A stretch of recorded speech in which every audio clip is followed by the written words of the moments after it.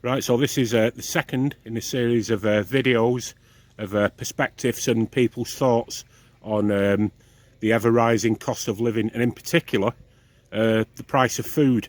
So today we're with Alan from Bolton Diggers, and can you just talk to us a little bit, Alan, about what you're doing today?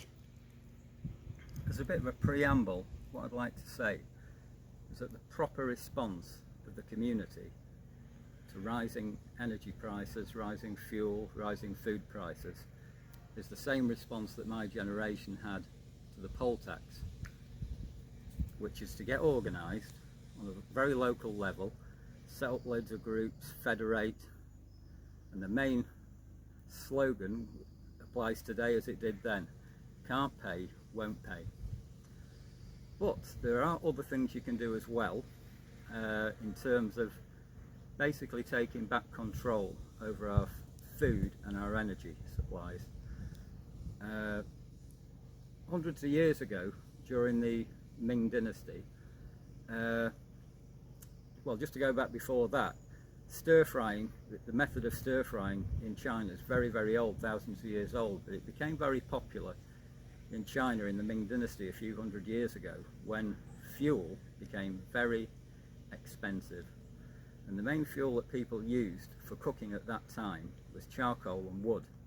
And they were very scarce, so that people had, when they were making a meal, they had very small amounts of food and fuel, so they had to have a quick burn, and they developed a method of adapted a method of cooking, stir frying, where you had an intense burst of energy which cooked the food within a very short period of time, hence saving loads of money. And the thing that they developed at the time to do that was the wok, which had the round bottom and really intensified the burn. Most of the emphasis went into the food prep, which is the same today, slicing up the food very thin so it can be cooked very quickly, and then you have the sauce. Today, one way of saving fuel today, which we practice at the Diggers every week, is communal cooking. So if I do a meal for, say, a soup for, say, 10, 15 people, then we're using cooking gas, camping gas, which we've all communally bought together. Normally, say 10, 15 people at home making some soup, that would take an awful lot of energy. Everyone's using their own cookers, their own hobs to do that, so we're just using one, and that saves an enormous amount of food.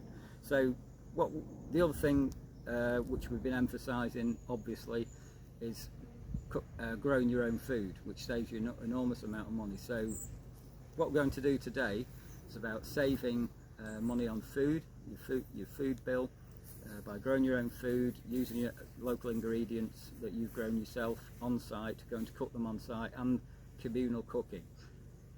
Communal cooking is something that everybody could adapt and use themselves by inviting some friends round once a week to have a communal meal. So you're only using one cooker and one hob. So just briefly to go over the ingredients, we've got cabbage, yellow and red tomatoes, onions, garlic, potatoes, got nice colourful chard, lots of herbs here we've grown, some peppers, and the courgettes are just starting to come through, and finally these really nice sorrel, which gives that sort of very lemony zest to everything. Brilliant. So we'll come back to you later on when you start cooking now. So we've made the soup. All I did to it additionally was to add some lentils to thicken it up a little bit. It's got a really nice taste to it. You can tell everything's freshly picked and homegrown in this area because it's got a real vitality to it.